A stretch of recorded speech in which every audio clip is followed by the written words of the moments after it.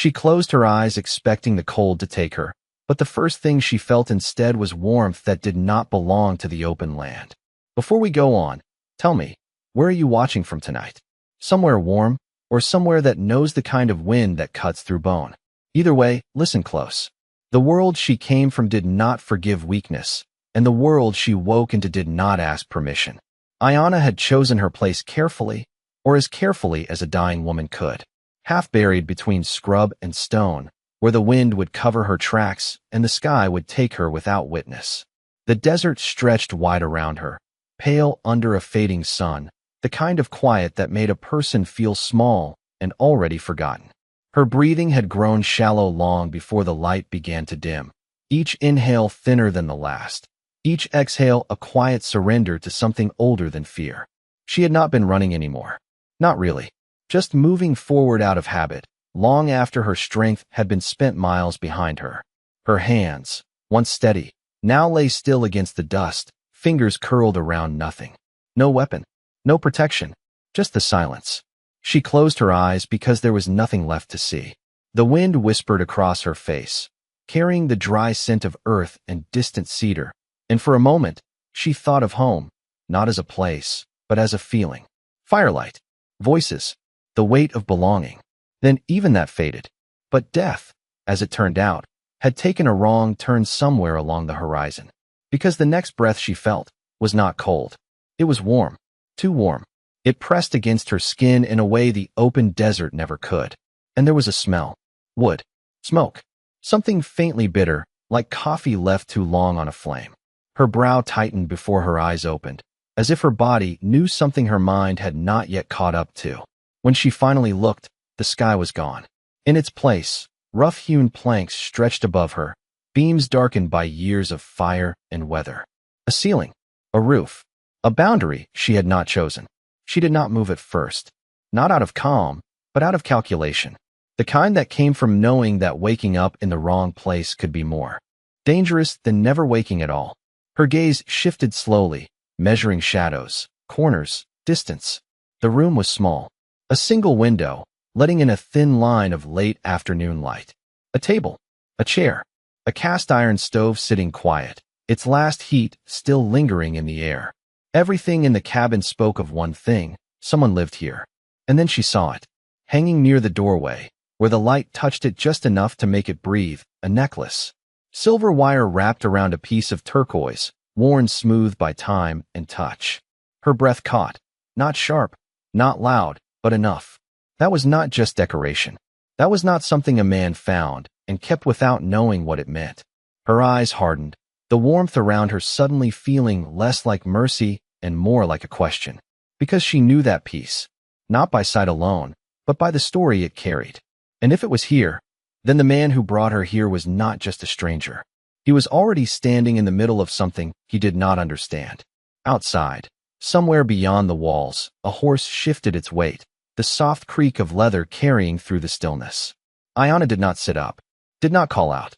She simply watched the doorway, waiting for the moment the man would step through it. Not as someone she owed her life to, but as someone who might have taken something far more important than it. The door opened without haste, the hinges giving a low, tired sound that belonged to a place used more than it was cared for, and the man who stepped inside did not look surprised to find her awake. He paused just long enough to take her in, not with curiosity, not with fear, but with a kind of quiet acknowledgement, as if waking up in a stranger's cabin was something he had already prepared for. Ethan Cole closed the door behind him with one hand, the other holding a small metal cup that carried the same bitter scent she had noticed in the air. He did not move closer right away. Instead, he set the cup down on the table, his movements steady, measured, like a man who understood that sudden kindness could feel just as dangerous as a drawn weapon. The light from the window caught his face just enough to show lines carved by sun and years, the kind that came from long days and longer silences. He was not dressed like a man expecting company. Shirt worn thin at the elbows, boots dusted with the same earth she had been lying in, and that necklace still resting against his chest like it had always belonged there. "You are awake," he said, his voice low, even, without surprise or relief, just a statement placed gently into the room. Ayana did not answer. Her eyes remained on the necklace, then lifted to his face, searching for something that would explain it without words. He noticed. Of course he did. A man who lived alone learned to notice what was not being said. His hand moved, not to remove the necklace, not to hide it, but to touch it lightly, as if confirming it was still there. Found it out there, he added, nodding toward the distant land beyond the walls. Same place I found you. The words settled between them, simple on the surface, heavy underneath. He did not offer more, did not rush to explain what he had seen, what he had done, or what he had not done. He simply stood there, letting the silence do its work. Ayana shifted slightly then, testing the strength in her body, the pull in her muscles, the way the world steadied itself around her. She was not where she had chosen to die. That much was clear. But she was also not weak. Not anymore. Her voice, when it came, was quiet, controlled, carrying the weight of someone who chose each word before allowing it to exist. That does not belong to you. Ethan did not react the way most men would. No defense. No apology. Just a small breath, like he had expected the sentence long before she spoke it. No, he said. It does not. He stepped closer then, slow enough that the movement felt like an invitation rather than a threat, and picked up the cup from the table, holding it out just within her reach. Drink, he said. You have been out near a day and a half. Sun will take more than it gives if you let it. She did not take it right away. Her eyes moved from the cup, to his hand, to his face again, measuring not just the distance between them, but the intention behind it. Outside, the wind shifted, carrying with it a faint sound that did not belong to the quiet, distant, subtle, but there. Hooves. Far off, but real. Ethan heard it too. His head tilted just slightly, the way a man listens without wanting to show it. He did not turn toward the door, did not reach for a weapon, but something in the room changed. Not fear. Not yet. Just awareness. Ayana noticed that as well. And in that shared silence, something became clear without either of them saying it. Whatever had been left behind in the desert had not stayed there. And whatever had brought her here was already on its way to the door. The sound came again, clearer now, carried on the dry air like a message that refused to be ignored, steady, deliberate, more than one rider, and still far enough to leave room for doubt, but not far enough to forget. Ayana's fingers tightened slightly around the edge of the rough blanket beneath her, her body still weak, but her mind already moving ahead of the moment, measuring distance, time, consequence. She did not reach for the cup. Not yet. Instead, her eyes returned to the necklace, then to Ethan, and there was something sharper in them now, something that had nothing to do with fear and everything to do with understanding what this meant. They are coming for that, she said, her voice low but certain, as if the truth had already settled into place before the words found it. Ethan followed her gaze, not to the door, not to the window, but to the piece of turquoise resting against his chest. He let out a slow breath, the kind a man gives when a thing he hoped might stay simple begins to show its weight. Figured as much, he said, not defensive, not surprised, just acknowledging the shape of what was arriving. He did not remove it, did not reach to untie it. Instead, he moved to the small window and glanced out, just long enough to confirm what the sound had already told them. Dust, low on the horizon, moving with purpose. Not a storm, not cattle, riders. He stepped back from the window and leaned one hand against the table, steady, grounded, like a man deciding where he would stand rather than where he might run. You got strength enough to sit, he asked, not as a command, not as concern that softened him, but as a practical question that carried its own kind of respect. Ayana pushed herself up slowly, the movement controlled, every inch earned, her breath tightening for a moment before settling again. She did not wince, did not show strain, just adjusted to being upright, her back straightening as if the act itself restored something that had been taken from her out there in the open land. You should not have brought me here, she said, and there was no accusation in it, only fact, spoken the way one names a truth that cannot be undone. Ethan nodded once. Probably not, he answered. No argument. No attempt to justify. The room fell quiet again, but this time it was not empty. It was full of things both of them understood without saying. The space between cultures. The weight of choices made without knowing their cost. The way a good intention could walk straight into a storm. Ayana's gaze moved to the door, then back to him. If they see me here, she said. They will not ask why. Ethan gave a faint, almost invisible smile, the kind that did not reach his eyes but lived somewhere deeper, in the part of a man that had already accepted how the world worked. Most folks do not, he said. The hooves were louder now. Not close, but close enough to feel the rhythm through the ground if a person paid attention. Iona did. She shifted her legs over the side of the bed, her feet touching the wooden floor, grounding herself in a place that was not hers. Then you should take it off, she said, nodding toward the necklace. Leave it outside. Let them find it without you. Ethan looked at her for a long moment, not weighing the risk, not calculating the odds, but considering something else entirely. Then he shook his head, just once. No, he said. Not stubborn. Not proud. Just certain. Iona's eyes narrowed slightly, not in anger, but in recognition of something she had not expected. Why? She asked.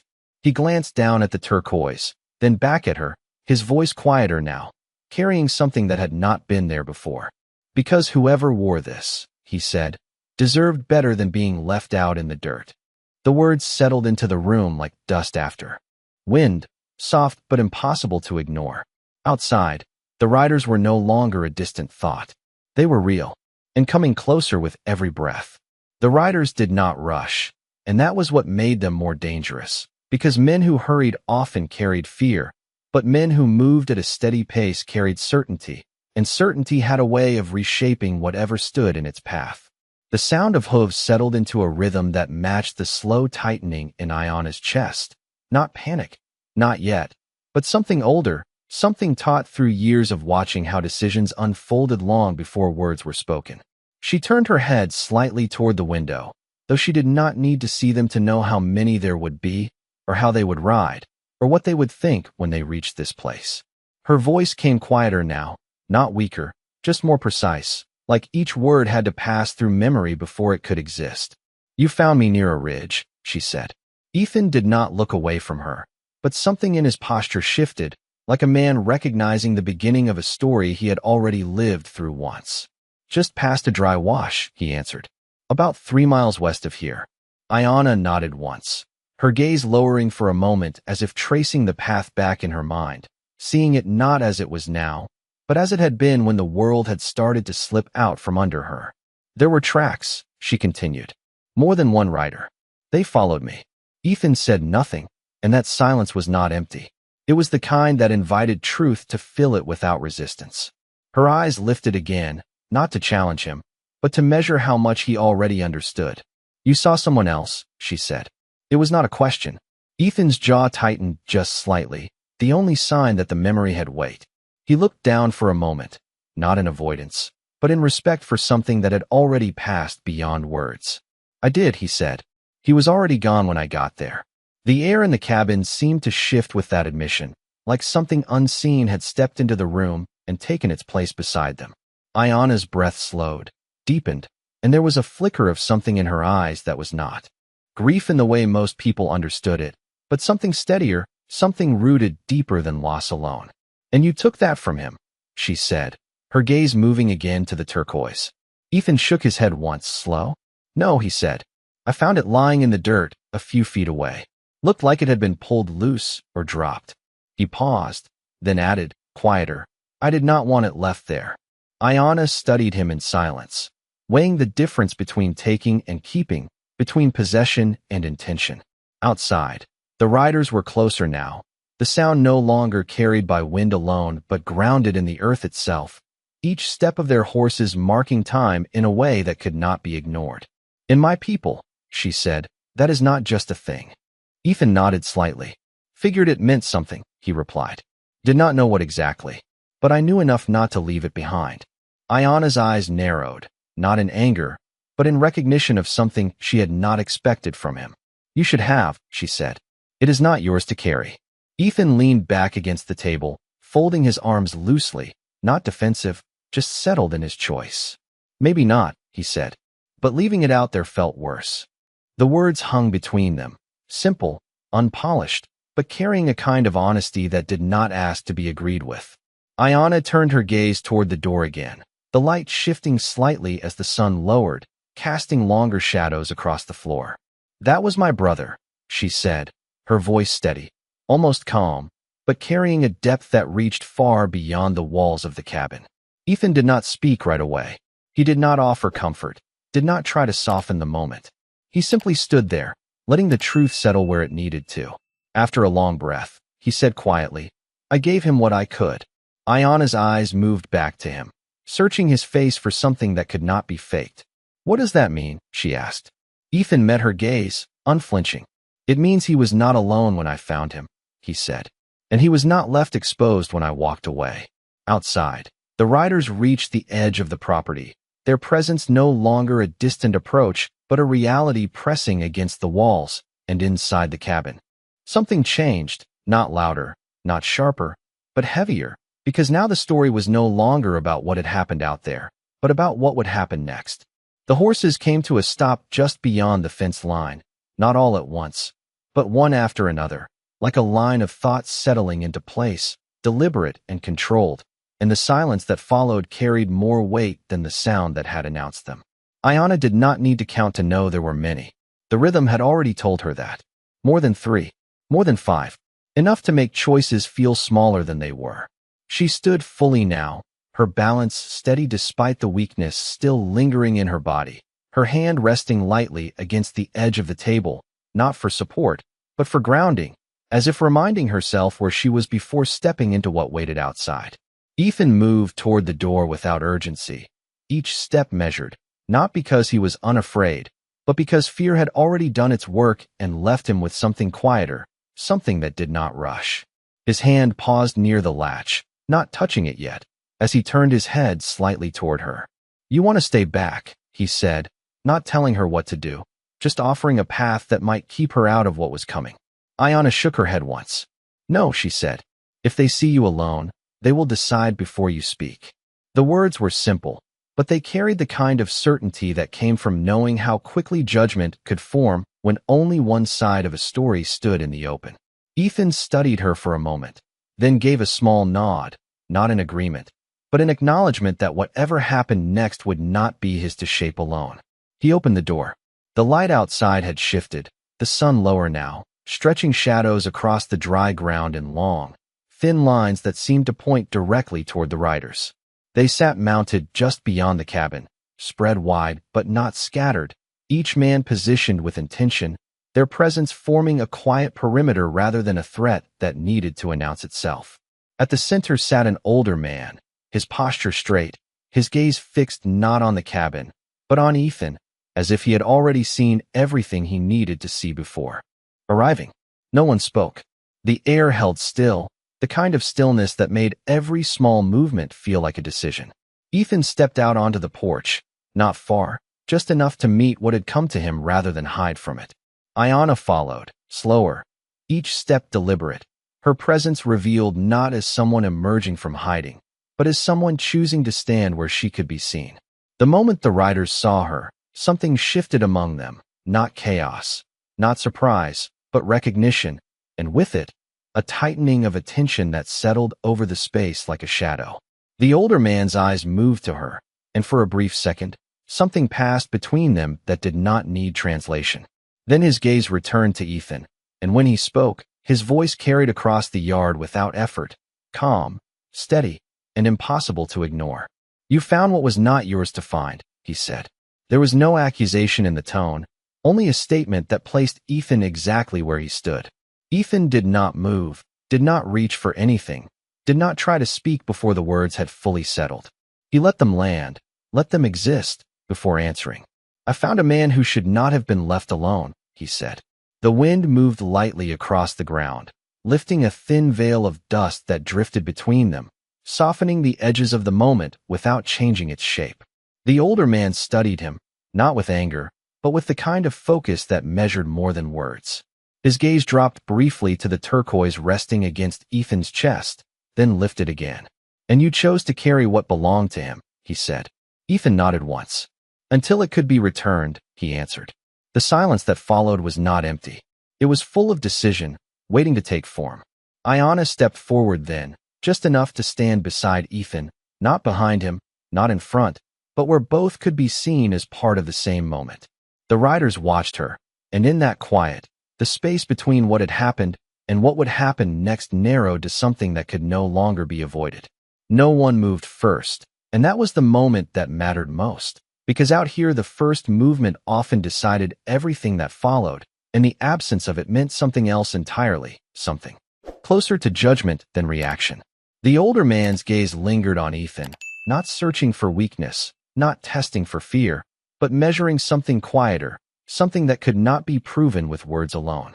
Around him, the other riders remained still in their saddles, their presence forming a line that did not need to close in to be understood.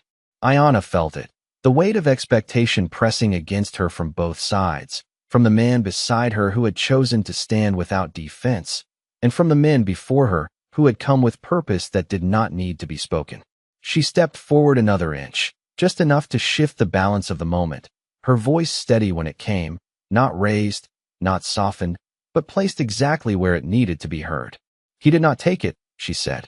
The older man's eyes moved to her again, and this time they stayed there. "Then why does he carry it?" he asked. There was no anger in the question, only the quiet insistence of someone who already knew the answer mattered more than the explanation. Ayanna did not rush.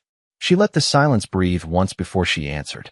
"Because he found my brother where no one else stood," she said, "and he chose not to leave him that way." The words settled into the air like dust after a long ride, soft, but impossible to ignore once they landed. A faint shift passed through the riders, not disorder, not disagreement, just the subtle movement of men adjusting their understanding without yet changing their stance. The older man looked back to Ethan, and for the first time, there was something different in his gaze, not acceptance, not yet, but recognition that the story had more than one edge. "You speak for him," he said to Ayanna. "I speak for what I saw," she answered. Ethan remained still, his hands empty at his sides, his posture unchanged, as if he understood that anything he added now would carry less weight than the silence he had kept. The wind moved again, brushing across the dry ground, lifting the edge of Ayanna's hair and carrying with it the scent of distance, of places untouched by this moment, of a world that would continue no matter what decision was made here. The older man shifted slightly in his saddle, not a sign of impatience, but of decision nearing its shape. "And what of the body?" he asked. "Where is he now?" Ethan spoke then, his voice even, grounded, without defense. "Laid to rest about 50 yards from where I found him," he said. "Under shade.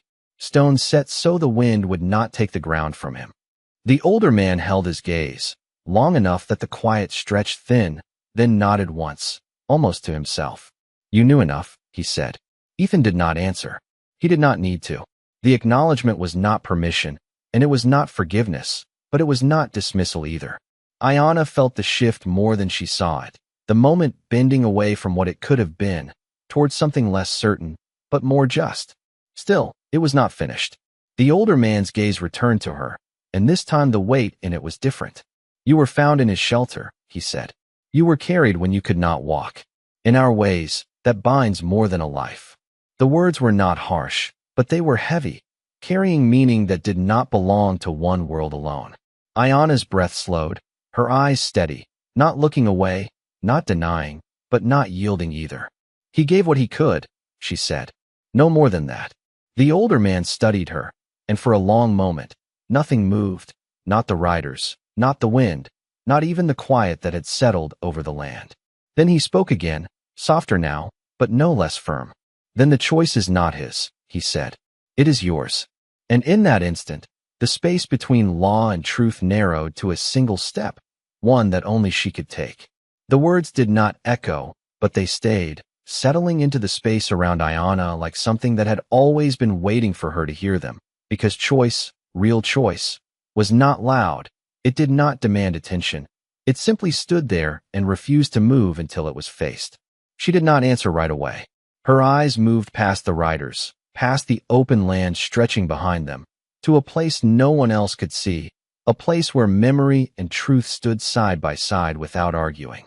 The wind brushed lightly across her face, carrying the same dry scent from before, but it felt different now, not empty, not distant, but present, like the land itself was waiting to see what she would do.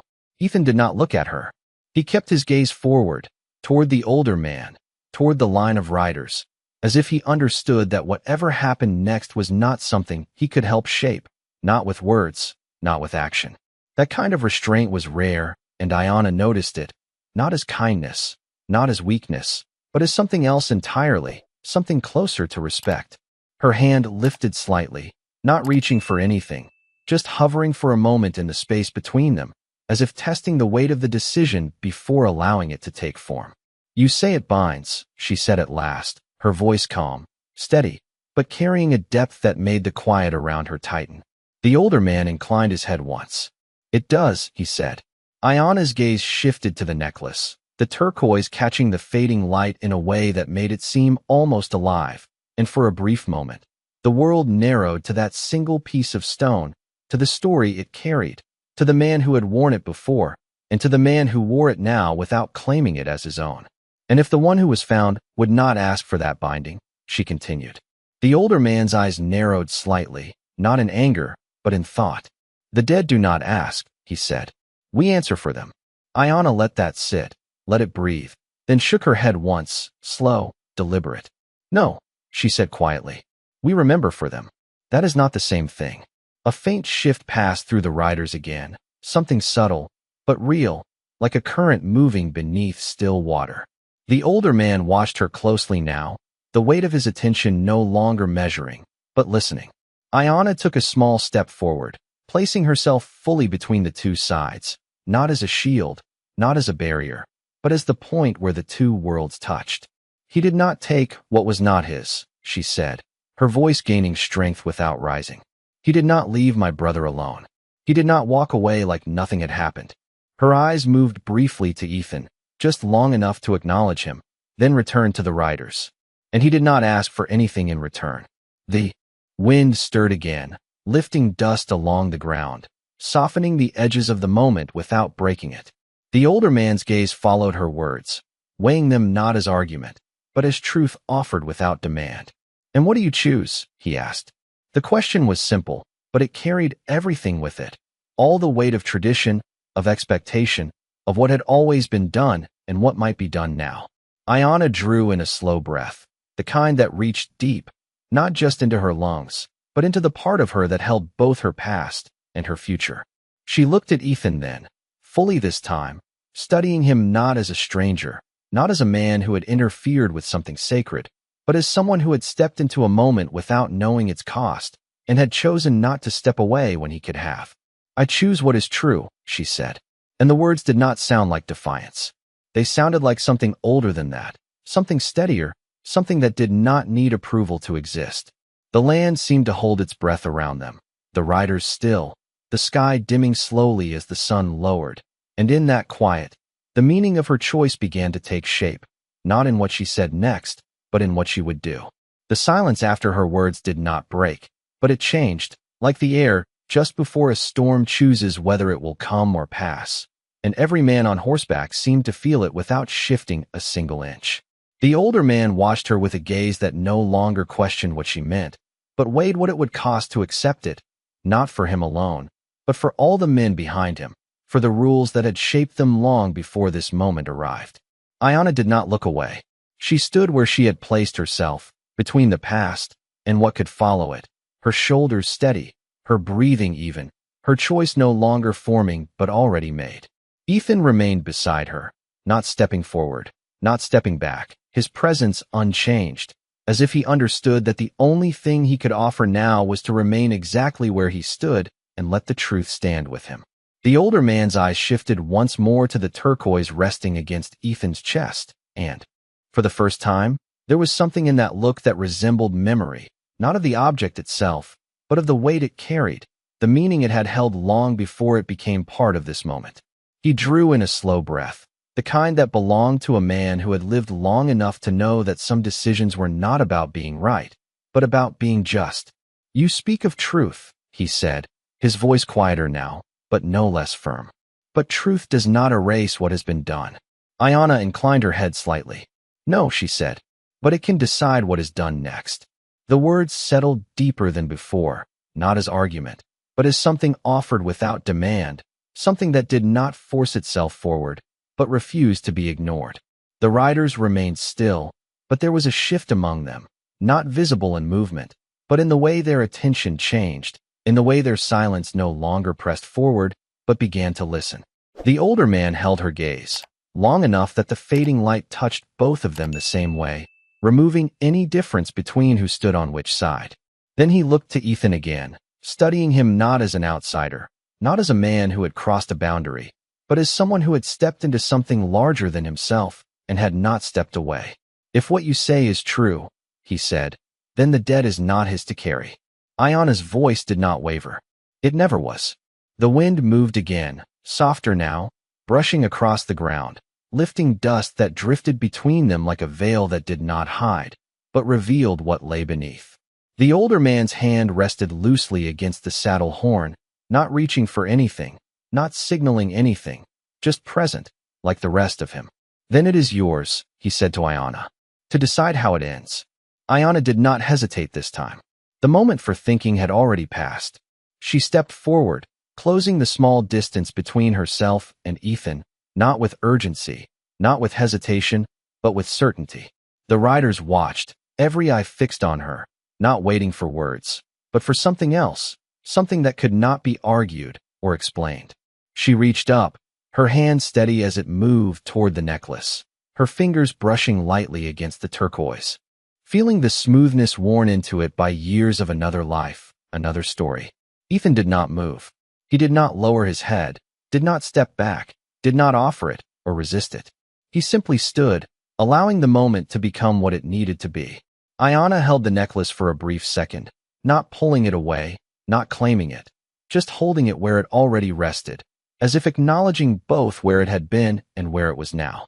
The air around them seemed to still completely, even the wind pausing as if unwilling to disturb what was taking shape. Then, slowly, deliberately, she adjusted it, tightening the cord just enough to secure it properly, to place it not as something taken, but as something entrusted. Her hand lowered, and she stepped back, her eyes lifting to meet the older man's once more. No explanation followed, no declaration, just the action itself, standing where words could not reach. And in that quiet, something shifted that no one needed to name. No one spoke after that, and somehow that silence carried more meaning than anything that had been said before, because what needed to be understood had already been placed in the open, not with words, but with a single choice that could not be taken back. The older man did not move for a long moment, his gaze resting on the necklace now sitting correctly against Ethan's chest, then lifting slowly to Ayana, studying her not as someone who had defied him, but as someone who had stepped into a place where judgment became responsibility. The wind returned, gentle this time, brushing across the land as if the tension that had held it still was finally loosening its grip.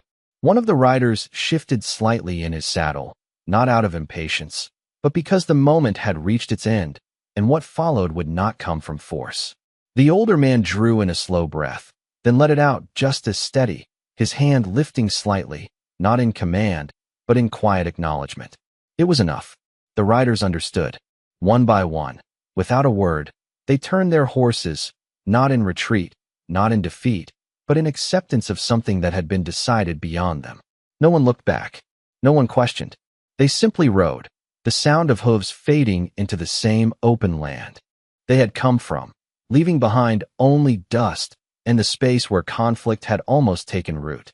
Ayana remained where she stood, watching them go, not with relief, not with triumph, but with the calm of someone who understood that what had just happened was not about winning, but about choosing what kind of world would exist after this moment passed. Ethan did not move either. He stood beside her, his posture unchanged, his hands still empty, as if the absence of action was the only action that had ever mattered. After a while, when the last sound of the riders had disappeared into the distance, Ayana let out a breath she had not realized she had been holding, her shoulders lowering just slightly, not from exhaustion, but from the quiet release of something that no longer needed to be carried. She turned her head toward Ethan then, her eyes steady, searching not for answers, but for understanding. He met her gaze without hesitation, without expectation, the same way he had stood since the moment this had begun. There was no question in his expression, no need for one. He had made his choice long before the riders arrived, and he had not stepped away from it.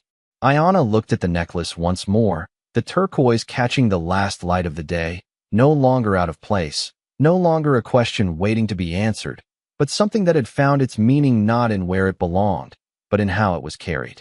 "You will keep it," she said quietly. It was not a request. Ethan did not nod, did not speak right away. He simply looked down at it for a moment, then back at her, his voice low, certain. "Until it needs to go somewhere else," he said. Ayana held his gaze for a second longer, then gave the smallest nod, the kind that did not close a story, but acknowledged it had changed. She stepped away from the porch then, her feet touching the ground with more strength than before, her body no longer caught between two places, but standing firmly in one. The sun dipped lower, the sky shifting into deeper tones, and the cabin, once unfamiliar, no longer felt like a place she did not belong. It felt like a place where something had been decided without force, without noise, without anyone needing to prove they were right. Ethan watched her for a moment, then turned back toward the open land, his gaze settling on the horizon where the riders had disappeared. Nothing marked their passing now. No sign of what had almost happened. Just the wind, the dust, and the quiet. Out here, justice did not always come with a sound.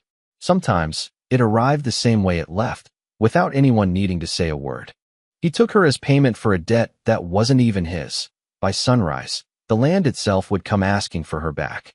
The wind moved slow across the dry street, carrying dust that clung to boots and never quite let go, and Ethan Cole stood there with the reins in one hand, the other resting loose at his side, watching the deal close like it always did out here, quiet, simple, final, the kind of transaction that didn't need witnesses because nobody ever asked questions about what changed hands in a place like this. Not cattle, not land, not people.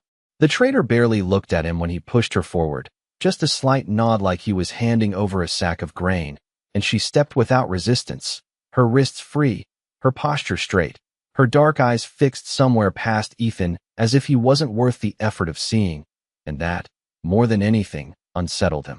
He had seen fear before, seen anger, even seen that empty look folks got when they'd given up. But this was none of those. This was something still and measured, like she was counting something only she understood. "She's yours now," the trader said, brushing dust from his coat as if that settled the matter, and Ethan didn't answer right away, just glanced at the two horses tied behind him. Good animals, strong backs, worth more than most men in this territory, and now traded for a human life he hadn't asked for, but hadn't refused either, because out here, refusing meant something too, meant stepping into trouble that didn't belong to you. And Ethan had spent years learning how to stay just outside the edge of other men's problems. The girl didn't move until he did, didn't speak when he mounted up, just followed when he turned his horse toward the open land beyond the town, her steps steady, unhurried, like she knew exactly where she was going even if she'd never seen this road before. And the silence between them stretched long and thin, broken only by the creak of saddle leather and the distant call of something unseen out in the brush. Miles passed that way, the sun climbing higher, heat pressing down until the air itself felt heavy, and still she said nothing, didn't ask, didn't plead, didn't even look at him, and that began to work on Ethan in a way he didn't like, because silence like that wasn't weakness, it was something else, something that made a man aware of his own place in a story he didn't fully understand. When they reached the small rise just before his ranch came into view, he slowed, not for any reason he could name, just a feeling settling in his chest like a weight he hadn't agreed to carry, and for the first time, she stopped beside him instead of behind, her gaze lifting to the horizon where the land stretched wide and empty, and in that moment, the wind shifted, carrying with it the faint scent of smoke from somewhere far off, too distant to see, too steady to ignore, and Ethan followed. Her eyes without thinking, a quiet unease settling deep in his bones. Because out here, smoke on the horizon didn't mean fire. It meant movement, and movement meant people, and people meant stories that had already begun long before you stepped into them. And as he turned back toward his ranch, he realized, without knowing why, that whatever this was, it wasn't finished, not by a long shot. The ranch sat quiet under the late afternoon sun, wood weathered to a gray that matched the sky before a storm, though there were no clouds in sight. Just that same dry wind slipping through the fence posts like it had done every day for the past 10 years, and Ethan Cole dismounted without a word, looping the reins over the hitching rail before turning back to where she stood, still as before, as if the miles between town and this place had not touched her at all, and for a moment he considered saying something, anything to mark the change from road to home, but the words did not come, and she did not seem to be waiting for them. He pushed open the gate with his boot, the hinge giving a low groan that echoed farther than it should have in the empty yard.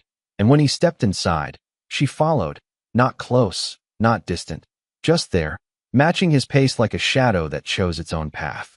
The horses shifted in the small corral, ears turning toward the new presence, sensing something different in the air, and Ethan noticed the way they settled again after a second, not startled, not uneasy, just aware, and that unsettled him more than if they had bolted.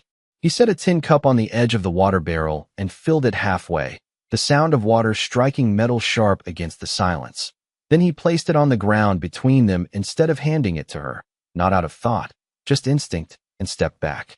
She looked at the cup, then at him, her expression unchanged, and only after a few seconds did she move, bending slowly, picking it up with both hands, drinking without hurry, without gratitude, without anything that made the act feel like a favor given or received, and when she finished, she set it back exactly where it had been, as if returning something borrowed rather than accepting something offered. Ethan let out a breath he did not realize he had been holding, rubbing the back of his neck as he turned toward the barn, speaking over his shoulder more to fill the space than to be heard. "There is work here if you want it," he said, the words feeling heavier than they should, and she did not answer, but he felt her eyes on him now, not distant anymore, not looking through him, but at him, measuring something again, something he still could not name. Inside the barn, the air smelled of hay and leather, familiar, grounding, and he busied himself with small tasks that did not need doing, adjusting a saddle, checking a rope, anything to keep his hands moving while his mind tried to settle back into the rhythm he knew. But it would not come, not with that quiet presence just beyond the doorway. When he stepped back outside, she had moved to the edge of the yard, her gaze fixed on the far horizon again, and this time he followed it without hesitation, narrowing his eyes against the sun. The faint line of smoke he had seen before was still there, darker now, thicker, rising in a steady column that spoke of something deliberate, something controlled, not a wildfire, not an accident, and the distance between here and there stretched wide, maybe 10 miles, maybe more, but not far enough to ignore. He shifted his weight, glancing back at her, and for the first time since he had taken her from that dusty street, he spoke her into the moment without knowing her. "Name.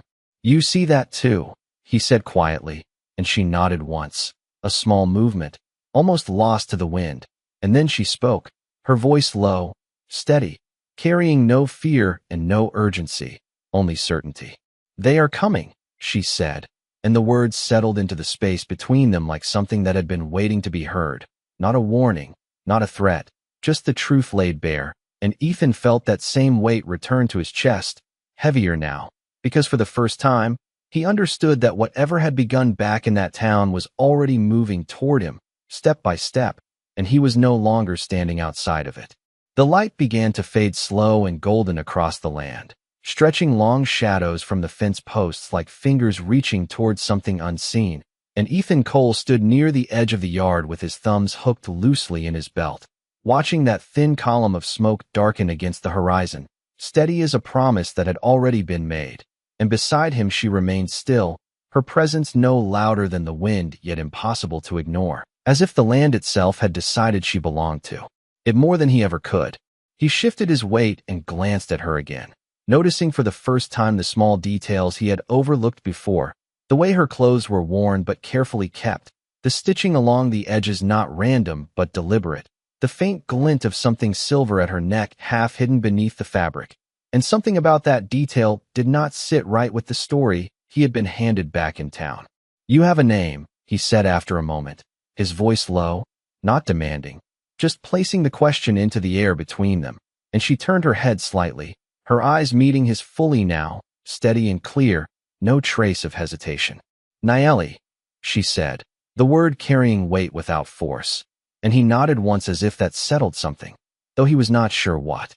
"Ethan," he replied, not out of politeness, but because it felt wrong not to, And for a brief second the silence shifted, no longer empty but shared, like two people standing on opposite sides of the same line and finally seeing it for what it was.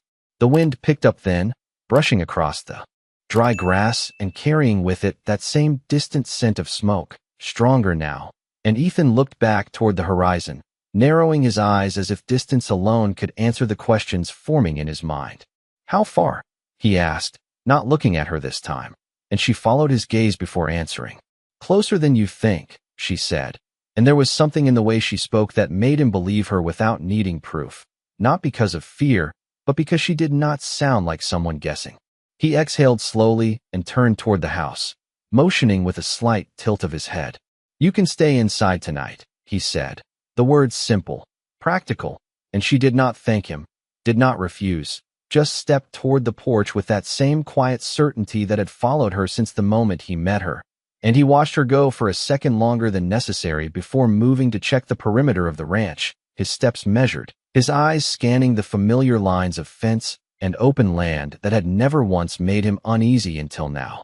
By the time the sun dipped low enough to paint the sky in shades of amber and ash, the world had grown quieter in a way that felt deliberate, like something holding its breath, and Ethan found himself pausing at the far end of the property, listening, not for sound, but for the absence of it, the way the usual rustle of small creatures had gone still, the way even the wind seemed to move with more purpose. And when he turned back toward the house, he saw her standing in the doorway, not waiting, not watching him, but looking past him again, always past him, toward that same unseen point beyond the horizon.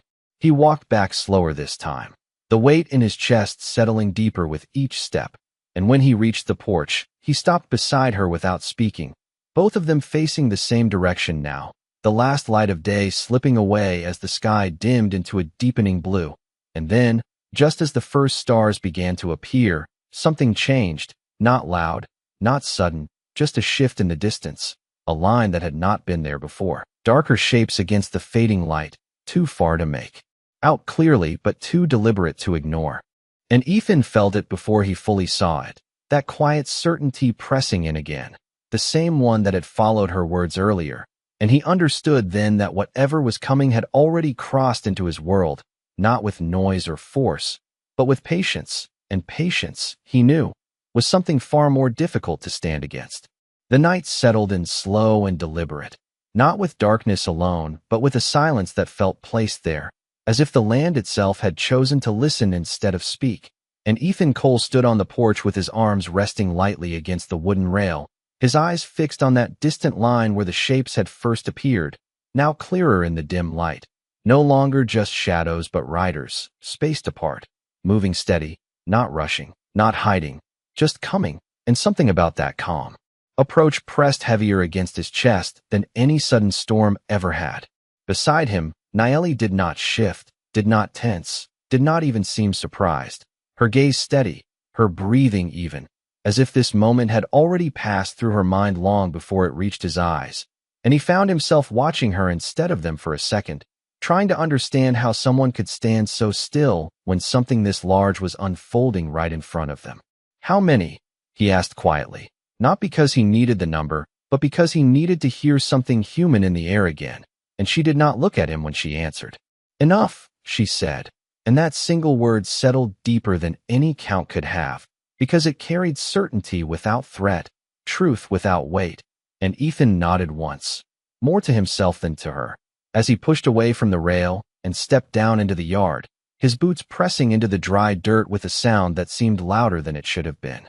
The horses in the corral shifted again, not restless, not afraid, just aware, their heads turning in the same direction as his, ears forward, body still, as if they too understood that what was coming was not something to run from, but something to witness. Ethan reached for the water bucket, filling it halfway before setting it near the fence, a small act that did not change anything, but gave his hand something to do, something steady in. A moment that felt anything but, and when he straightened, the riders were closer now, close enough to make out the lines of their figures, the rise and fall of their horses, the way they held themselves upright and balanced, moving as one without needing to signal or speak. He counted without meaning to, 10, 20, more beyond that, spreading out along the ridge like a line drawn by someone with purpose. And still there was no sound carried on the wind, no voices, no rush, just that same measured approach that spoke louder than any shout ever could. He turned slightly, glancing back toward the house, half expecting Nayeli to have stepped inside, to have taken shelter or distance or anything that marked this as something to avoid. But she remained where she was, framed in the doorway, her silhouette steady against the dim light behind her, watching not with fear, but with recognition. And that word rose in his mind without permission, recognition, as if this was not an arrival, but a return. You knew they would come, he said, not accusing, not questioning, just placing the thought where it belonged. And this time she looked at him, her eyes reflecting what little light remained, calm, unwavering. They always do, she replied, and there was something in her voice that shifted the ground beneath him, something that made him realize this was never about pursuit, never about finding something lost, but about answering something that had been taken. And he felt that weight settle fully then, not on his shoulders alone, but in the space between them, where choices had already been made and could not be undone. The riders reached the edge of the property as the last light faded completely, stopping not at the fence, not at the house, but just beyond, forming a line that stretched farther than his eyes could follow in the dark. And they did not advance, did not call out, did not demand. They simply waited. And in that waiting, Ethan understood more than any words could have told him that this was not a moment of force, but of judgment, quiet and absolute. And for the first time since he had taken her from that dusty street, he felt not like a man standing on his own land, but like someone standing at the edge of a truth he had not yet earned the right to face. The stillness held longer than Ethan expected, stretching across the yard and into his chest until even his own breathing felt like something out of place. And he stood there facing that line of riders, aware of every small sound, the creak of leather as he shifted his weight, the faint rustle of dry grass brushing against his boots, the slow movement of the horses behind him, all of it sharpened by the silence coming from the other side of the fence, where dozens of men sat mounted without a word, their presence steady as stone. No one moved forward. No one reached for anything. They simply remained, and in that waiting there was no confusion, no hesitation, only intention held tight and patient, like a door that had not yet been opened. Ethan let his eyes travel across them, not searching for threats, not counting anymore, just seeing them for what they were, men who had come a long way with a purpose that did not need to be spoken out loud. And as he did, something shifted in him, something quiet but undeniable, the understanding that this was not about land or trade or anything he could measure with cattle or coin. This was about something older, something that did not belong to him. He glanced back toward the porch again, and Nayeli was still there, but she had stepped forward now, just enough that the light from inside the house caught the edge of her face, revealing more than shadow. And for the first time he saw it clearly, not fear, not anger, but something like resolve, calm and unshaken, as if this moment had been waiting for her, not the other way around. They are not here for me, he said quietly, more to himself than to her, and she answered without delay. No, she said, her voice steady. They are here because of me. And there was no pride in it, no apology, just truth placed where it belonged. Ethan nodded slowly, his gaze dropping for a second to the ground between his boots, the dust marked with the path they had taken earlier that day, two sets of tracks crossing into this place as if they had always been meant to meet here. And when he looked back up, his eyes found hers again. You could have told me, he said, not accusing, just stating what had not been said, and she held his gaze without flinching. You would not have listened, she replied, and the words did not sting, not because they were soft, but because they were accurate, and he let out a breath that carried more weight than sound. The wind shifted again, brushing past them and carrying a faint trace of sage and smoke, stronger now, closer, and Ethan turned back toward the riders, his shoulders settling as if something inside him had finally stopped resisting what stood in front of him. He took a step forward, then another, moving slowly toward the fence line, not with urgency, not with hesitation, just with purpose, and when he reached it, he stopped, standing there with nothing between him and them, but a few yards of open ground and a line that had never felt as thin as it did now. One of the riders at the center shifted slightly, his horse stepping forward just enough to bring him into clearer view. An older man with posture that carried weight without effort, and though no words were spoken, the space between them filled with recognition of roles neither had chosen, but both now understood. Ethan did not reach for anything, did not raise his voice. He simply stood, meeting that silent presence with the only thing he had left that mattered, himself, unarmed in a way that had nothing to do with weapons, and behind him, he heard the soft sound of footsteps on wood as Nayeli stepped down from the porch, her movement unhurried, certain, closing the distance between where she had been and where she needed to be, and in that moment, Ethan realized that what happened next would not be decided by force or fear, but by something far quieter, something measured in the space between one choice and the next.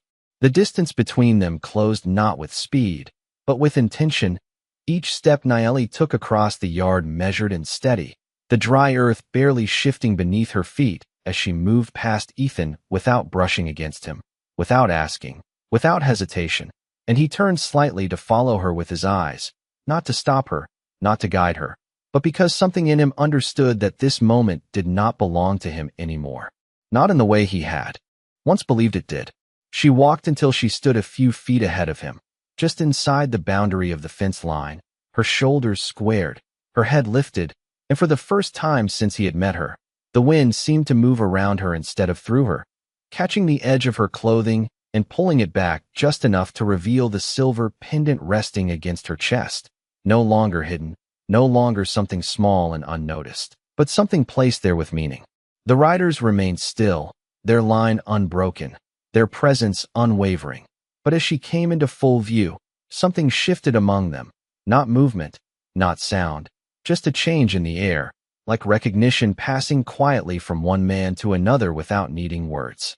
Ethan felt it as surely as he saw it, that subtle shift in weight, in posture, in the way the horses adjusted their stance, and he realized that whatever had been held in suspension until now had just been answered by her presence alone. The man at the center, the one who had stepped forward before, guided his horse a few paces closer, stopping just beyond the reach of the fence, his eyes fixed on Nayeli, not searching, not questioning, simply seeing, and she met that gaze without lowering hers, without offering anything but the truth of who she was standing there in the fading light. No one spoke. The silence held, but it was no longer empty. It was full, carrying something that passed between them all without sound, and Ethan stood just behind her, aware now that he was the only one in that space who did not fully understand the language being spoken.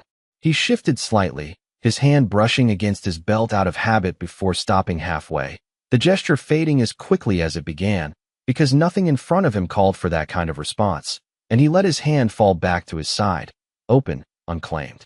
Nayeli lifted her hand then, slow and deliberate, her fingers closing around the pendant at her neck before pulling it free from where it rested against her clothing, the silver catching what little light remained, reflecting it outward in a brief, quiet flash, and as she held it up, the line of riders changed again, not in position, but in presence, as if something that had been waiting to be seen had finally been revealed. Ethan watched closely, his eyes narrowing slightly as he tried to make sense of it. But the meaning was not in the object itself, it was in the way it was received, in the way the man on horseback inclined his head just a fraction, not in submission, not in deference, but in acknowledgement, something given and returned in the same breath.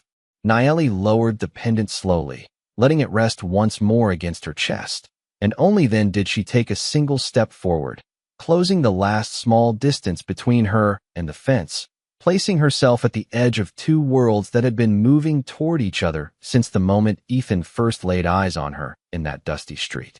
He felt the weight of it settle deeper inside him, the understanding that this was not about possession, not about trade, not about anything he could hold on to, and for the first time, he saw clearly the line he had crossed without knowing it, not a boundary of land, but of meaning, and he stood there, just behind her, no longer at the center of the moment, but exactly where he needed to be, one step removed from something that was never his to control. The air did not move when she stepped that last inch closer to the fence, and yet everything shifted, not in sight, not in sound, but in the quiet understanding that passed between her and the man on horseback, something older than words, something that did not need to be explained because it had never been forgotten, and Ethan Cole stood just behind her, feeling that shift like a change in the ground beneath his boots, steady but undeniable. The man at the center of the riders held her gaze for a long moment, his posture straight, his presence calm in a way that carried weight without force. And then, slowly, he inclined his head once more, deeper this time, not to her as a stranger, but to her as something known, something recognized, and Ethan felt that gesture settle into the space around them, like a truth finally spoken without a voice. Naeli did not move immediately, did not return the gesture in the same way, but there was a change in her stance, subtle but clear, the kind of change that only comes when something expected has finally arrived, and she lowered her chin just slightly, not in submission, not in retreat, but in acknowledgement, equal and certain. The riders behind the man remained still, but the tension that had stretched across the land since their arrival began to ease, not disappearing, but shifting into something steadier, something grounded, like a storm that had chosen not to break. Ethan let out a slow breath, his eyes moving between them, trying to follow what had just passed without a single word spoken, and for the first time since this began, he understood that silence was not the absence of meaning, but its purest form. He took a small step forward, not enough to stand beside her, but enough that he was no longer entirely behind, and the movement drew the attention of the man on horseback, whose gaze shifted to him without sharpness, without judgment, just awareness. That look held for a moment, long enough for Ethan to feel its weight, not as a threat, but as a measure, as if something unseen was being placed against him to see what it would reveal, and he did not look away. "She is not mine," Ethan said quietly, the words simple, unadorned, and though his voice did not carry far, it did not need to, because what mattered was not how loudly it was spoken, but that it was spoken at all. Naeli did not turn toward him, but he felt the shift in her attention, the way her stillness changed just enough to mark that she had heard him, and the man on horseback remained silent for another moment before giving the slightest nod, not in agreement, not in approval, but in acknowledgement of what had been said. Ethan swallowed once, the dryness in his throat suddenly noticeable, and he stepped back again, not retreating, not yielding, but returning to a place that felt more honest than where he had stood before, one step removed from something that was never his to hold. Naeli lifted her hand once more, not to the pendant this time, but outward, palm open, a gesture that held no command, no plea, only presence, and after a breath that seemed to stretch longer than it should, the man on horseback guided his horse forward just enough to close the final distance to the fence, stopping there, meeting her at the boundary without crossing it, and in that moment, the line between them was no longer something that divided, but something that defined, a place where two worlds met without either one needing to claim the other. Ethan stood in that space, feeling the weight inside him settle into something clearer, something quieter, and he realized that whatever judgment had come with those riders had already been answered, not by force, not by defense, but by a single truth placed where it belonged, and now all that remained was what would be done with it. The space between them held steady, stretched thin but unbroken, and for a long moment nothing changed except the quiet understanding that had already passed, the kind that settles deep before a man even knows he has accepted it. And Ethan Cole stood there with the weight of his own words still hanging in the air, simple as they were, yet heavier than anything he had carried across this land before. The man on horseback did not move closer, did not speak, but his presence shifted in a way that felt like a door opening just enough to let something through, and Naeli took a slow breath, her shoulders easing for the first time since Ethan had known her, not in relief, but in completion, as if something long unfinished had finally reached its place. She lowered her hand from where it had been held outward and let it rest at her side, then reached once more for the silver pendant at her neck, her fingers brushing over it with a familiarity that spoke of more than memory, and she drew it free again, this time not to show, but to remove. The chain slipped easily from around her neck, catching briefly on the fabric before falling into her hand, and for a second she held it there, looking down at it, not with hesitation, but with a quiet weight that Ethan could not name, and then she turned slightly, not toward the riders, but toward him. It was the first time she had faced him fully since they arrived. her eyes meeting his with a clarity that carried no anger, no accusation, only truth. And in that look he saw what he had not allowed himself to see before. Not a person passed from one hand to another, not a figure caught in a transaction, but someone who had never belonged to any of it. Someone who had simply moved through it until the moment came to step beyond it. She held the pendant out toward him, her hand steady, the silver catching what little light remained. And he looked at it for a second before lifting his gaze back to hers, understanding coming not in words, but in the quiet space between what was offered and what was meant. "It was never yours," she said, her voice low, even, and the words did not accuse, did not condemn. They simply placed the truth where it had always been waiting, and Ethan felt something inside him settle in response. Not resistance, not defense, just acceptance. He reached out slowly, taking the pendant from her hand, the metal cool against his palm, heavier than it should have been for its size, and he closed his fingers around it for a brief moment before opening them again, looking down at the small piece of silver that had carried more meaning than he had understood. He stepped forward then, just one step, enough to stand beside her instead of behind, and without looking at the riders, he extended his hand past the fence line, offering the pendant outward, not as a trade, not as a return of property, but as the only thing he had left that mattered in that moment, the act itself. The man on horseback watched him closely, his expression unchanged, but there was a shift in his eyes, something that acknowledged not the object, but the way it was given, and after a pause that stretched long enough to test the weight of the moment, he reached down and took the pendant from Ethan's hand, his movement calm, unhurried, and when their fingers briefly touched, there was no tension there, no claim, only the passing of something that had never truly belonged in the first place. The man straightened again, holding the pendant for a moment before passing it back to Nayeli, and she accepted it without looking away from Ethan, placing it once more around her neck with the same quiet certainty as before, but now it rested differently, not hidden, not carried, but returned.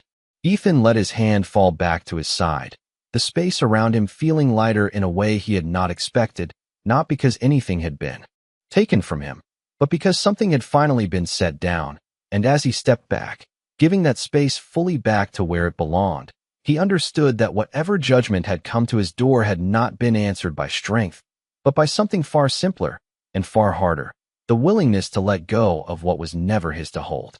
The moment passed without announcement, without sound, the kind of ending that does not declare itself but settles quietly into the bones of everyone standing there, and Ethan Cole remained still for a breath longer than necessary, watching as the man on horseback turned his gaze back to Nayeli, the weight of the exchange already complete, nothing left to argue, nothing left to prove. The riders did not move at once, did not rush to reclaim or retreat. They simply held their place for a final moment, as if allowing the land itself to acknowledge what had been set right. And then, slowly, the man at their center guided his horse back half a step, a small motion that carried more meaning than any command, and one by one, the line behind him began to shift, not breaking formation, not turning away in haste, but easing, like a tide pulling back from the shore without leaving a mark. Nayeli stood at the fence as they moved, her posture unchanged, her presence steady, and for a second Ethan thought she might step forward, might follow, but she did not. She remained where she was, exactly at that line where two worlds had met and then separated again without crossing. The sound of hooves was soft against the earth, measured, fading slowly as the riders turned and began to disappear into the darkness from which they had come, their figures blending back into the land as if they had always been part of it, leaving behind nothing but the faint imprint of their passing and the quiet certainty that they had never come for anything less than what had already been given. Ethan watched until the last shape dissolved into the horizon, until the night returned to its earlier stillness, and only then did he let his shoulders drop slightly, the tension he had not fully recognized easing out of him like breath he had been holding since the moment this began. He turned then, not quickly, not sharply, just enough to look at Nayeli again, and for the first time, there was no distance in her gaze, no measuring, no watching from beyond. She looked at him as one person looks at another when nothing remains to be decided. "You can go with them," he said quietly, the words simple, offered without expectation, and she held his gaze for a moment before turning her eyes toward the dark horizon where the riders had vanished, then back to him. "I already did," she replied, her voice calm, and there was no confusion in it, only clarity, and Ethan understood then that what had happened here was not a departure, but a return that had already been completed the moment she stepped forward to meet them. She turned away from the fence then, walking back toward the house with the same steady steps she had carried since the beginning. But something in her movement had changed, not in pace, not in posture, but in weight, as if she no longer carried anything that did not belong to her. Ethan remained where he was for a moment longer, his eyes drifting down to the ground, to the faint marks left in the dust by their boots, by the horses, by everything that had crossed this place in the past day, and he realized how quickly the land would erase them, how by morning there would be nothing left to show that any of this had happened, no sign of the line that had been drawn and then undone, no trace of the choice that had been made. He turned back toward the house then, following at a distance, not out of hesitation, but out of respect for the space that had been restored, and as he stepped onto the porch, the wood creaking softly beneath his weight, he paused for just a second, listening to the quiet that had returned, the kind of quiet that did not press in but settled around you, steady and real. Inside, the small room held the same familiar shapes, the same worn table, the same low light. Nothing changed, and yet nothing the same. And as Ethan stepped through the doorway, he understood something he had not known before, something that would stay with him long after the tracks and the dirt were gone, that out here, a man was not measured by what he could take or keep, but by the moment he chose to let something go, and in that moment, without anyone watching, without anyone asking, he had finally learned the difference.